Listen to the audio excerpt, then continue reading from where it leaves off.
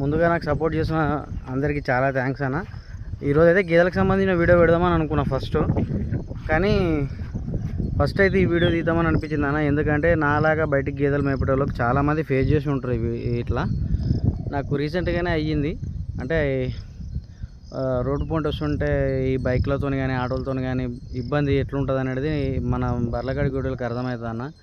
కాబట్టి నేను ఈ వీడియో కొంచెం చూసేటోళ్ళు అంటే నా సబ్స్క్రైబర్లకైనా ఉపయోగపడుతుంది, అంటే కొంతమంది అయినా చూస్తారు అని అంటూ ఈ వీడియో తీస్తున్నా.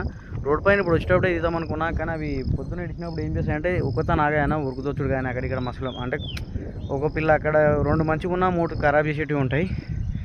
కాబట్టి నేను ఈ వీడియో తీస్తున్నా. కొంచెం అర్థం చేసుకోండి అన్న, ఎవరన్నా కొంచెం ఎవరికైనా 2-3కైనా ఉపయోగపడుతుంది ఈ వీడియో అని తీస్తున్నా.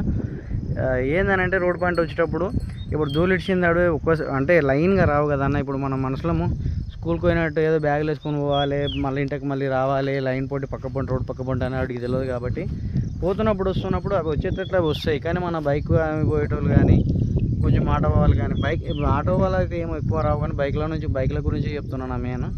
ఇప్పుడు ఆటో తగిలితే ఏం ఆటో బోర్లో పడదన్న, ఎంత కొండలో కంట్రోల్ ఉంటుంది. కాబట్టి ఈ బైక్ వాళ్ళు ఏం చేస్తారంటే ఎంత స్పీడ్ అంటే ఇప్పుడు ఉన్నదే 1 వే.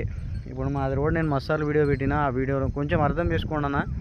మనకు ఉన్నదే 1 వేలా మనం అంటే ఇప్పుడు దూరంలో వస్తుంటే సపోజ్ ఇప్పుడు నేను ఒక 7:30కి ఇచ్చిన అనుకోండి, స్కూల్కి పోయే పిల్లలు ఉంటారు, వాళ్ళు ఒక టెన్షన్లు ఉంటారు, జాబ్కి పోయేటోళ్ళు ఉంటారు, ఏదో పర్సనల్ పని మీద పోయేటోళ్ళు ఇలా ఉంటారు.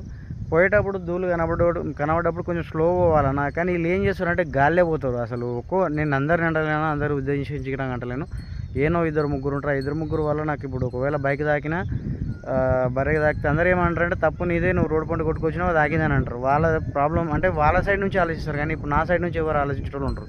కాబట్టి నా ప్రాబ్లం కూడా నేను చెప్తున్నా. ఒకవేళ బర్రె తాకిందని అంటే నువ్వు స్పీడ్ రాకుండా కొంచెం ఇప్పుడు వచ్చిన 2 నిమిషాలకి నీకేం ఉల్లే అరిగిపోదు కదన్న, ఇంకా బాగా టైం ఉంటుంది కదా.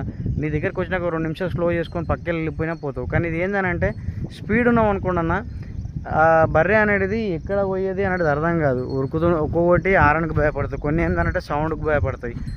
నా దగ్గర కొన్ని ఏంటంటే ఆరన్కి భయపడతాయి అన్న. ఒక్కొక్క ఆరన్ ఇప్పుడు ఏంటంటే కొన్ని ఆరన్లు డిఫరెన్స్ ఉంటాయి. కొంతమంది వేరే సౌండ్ పెట్టుకుంటారు, లేదంటే స్పీడ్ పోయారు అనుకోండి అన్న, అది జప్పు అన్నప్పుడు భయపడుతుంది. దాని అంటే ఇంకో బైక్ ఉందనుకో ఆ బైక్ మీద ఉరుకుతాయి.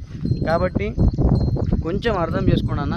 నా దగ్గరనే అని కాదు, బర్రెలు మేపేటోళ్ళు ఎవరైనా సరే రోడ్ పాయింట్ వెళ్ళేటప్పుడు ఇప్పుడు బైక్ మీద నువ్వు పోతున్నావు అనుకోండి, బర్రెలే కానీ మేకలే కానీ ఏం అంటకం కనబడ్డా ఒక 2 నిమిషాలు మెల్లగా చేసుకొని ఉండన్న.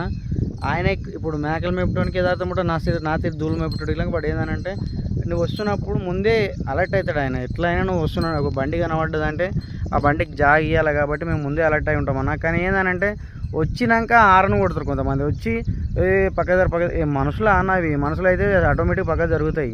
ఆరను కొడితే పక్క జరుగుతాయి మీరు అనుకుంటారు, కానీ కొన్ని బెదిరేటి ఉంటాయి. ఆ బెదిరి ఉరికినాయి అనుకోండి, వాడు ఏం చేయాలి చెప్పండి. అందుకే కొంచెం ఒక 2 నిమిషాలుగా అన్న, 2 నిమిషాలు ఎందుకు పడుతుంది, ఒక 10 సెకండ్లలో మీరు ముందుకు వెళ్ళిపోతారు. ఒకవేళ అది ఉరికింది అనుకోండి, మీరు అర్థం చేసుకోలేరు. సపోజ్ నా దగ్గర 8 ఉన్నాయన్న, ఒకసారి ఊహించుకోండి. మీరు వచ్చి ఆరన్ కొట్టినప్పుడు 8 బర్రెలు ఉరికినాయి అనుకోండి, ఆపోజిట్ డైరెక్షన్లో ఎవరైనా ఉన్నా, మీరు ఇప్పుడు కారు ఒక దిక్కెళ్ళి ఇంకో దిక్కెళ్ళి ఇంకో ఆ కారు వచ్చింది అనుకోండి, అప్పుడు బర్రె ఎక్కడ పోవాలి, ముందరన్న గుద్దాలి, నిన్న గుద్దాలి, లేకపోతే ఉరకనన్న ఉరకాలి. అది ఉరికింది అనుకోండి, ఎవరి చేనులో పడ్డా వానికి ఎఫెక్ట్. ఇప్పుడు నాకు ఇప్పుడు చేనులో పడితే ఎవడైనా సరే ఊర్లలో ఎట్లుంటారంటే దొరికిండు అనుకో వానికి ఎట్లయితే 50,000 దండగీతాము అన్నట్టు చూసేటోళ్ళే ఎక్కువ మంది ఉంటారన్న. కాబట్టి కొంచెం అర్థం చేసుకోండి.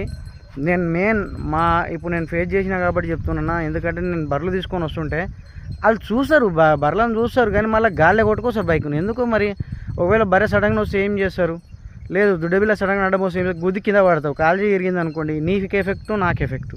కాబట్టి కొంచెం అర్థం చేసుకోండి అన్న. ఈ వీడియో దీనికి మెయిన్ రీజన్ బైకర్ల గురించే అన్న. బైక్ వాళ్ళు కొంచెం దూళ్ళు కనబడ్డప్పుడు కొంచెం స్లో రండి. అంటే స్లో అంటే నువ్వు ఇక్కడ బర్రె కనబడితే తేనొచ్చో కదన్నా, దగ్గరికి వచ్చినాక అది క్రాస్ అయినంత వరకు ఎంత 10 సెకండ్లు మనకి ఎంత ఏమి పెద్ద ఒరిగిపోయేది అయితే ఏమి ఉండదు కానీ 10 సెకండ్లు కొంచెం అర్థం చేసుకోండి.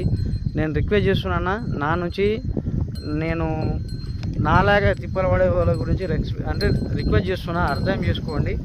దీంట్లో చాలా అసలు ఎంత భయం అవుతుంది అంటే స్పీడ్ వచ్చినప్పుడు ఆ దూడపిల్ల అడ్డం వస్తే నువ్వు ఒకసారి అర్థం చేసుకున్నా, నువ్వు స్పీడ్ పోతావు, వచ్చినాక మళ్ళీ ఆరన్ కొట్టుకుంటూ పోతావు. అదే నిజంగా చెప్తున్నా, రిక్వెస్ట్ చేస్తున్నా, దగ్గరికి వచ్చినాక కొట్టకండి. నా నుంచి రిక్వెస్ట్ చేస్తున్నా. ఎంత ఇబ్బంది అవుతుందని నాకు తెలుసు. అది పోయి పక్క చేనులో నువ్వు హారన్ కొట్టినట్టు బెదిరి పోయి చేనులో పడుతుంది. ఎంత ఆ చేనులు ఊరుకోరన్న పడంత ఏం కాదని ఊరుకోరు వాళ్ళు. ఒక్కొక్క బూత్ ఒక్కొక్క లెక్క ఉంటుందన్న, అందుకే చెప్తున్నా కొంచెం అర్థం చేసుకోండి అన్న. అది ఇట్లా అంటున్నాడు ఏంది అని అనుకోవద్దు. అట్లా హారన్ కొట్టినప్పుడు పోయి చేనులో పడితే వాళ్ళు ఎంత ఇట్టిరు అనేది నాకు తెలుసు, కాబట్టి కొంచెం అర్థం చేసుకోండి రిక్వెస్ట్ చేస్తున్నా. బైక్ వాళ్ళు జర కొంచెం స్లోగా వెళ్ళండి, తుల దగ్గరికి వచ్చినప్పుడు కొంచెం స్లోగా వెళ్ళండి. నా వీడియో మా ఊళ్ళో చూస్తారు కాబట్టి అర్థం చేసుకుంటారని చెప్పి వీడియో తీస్తున్నా. Thank you.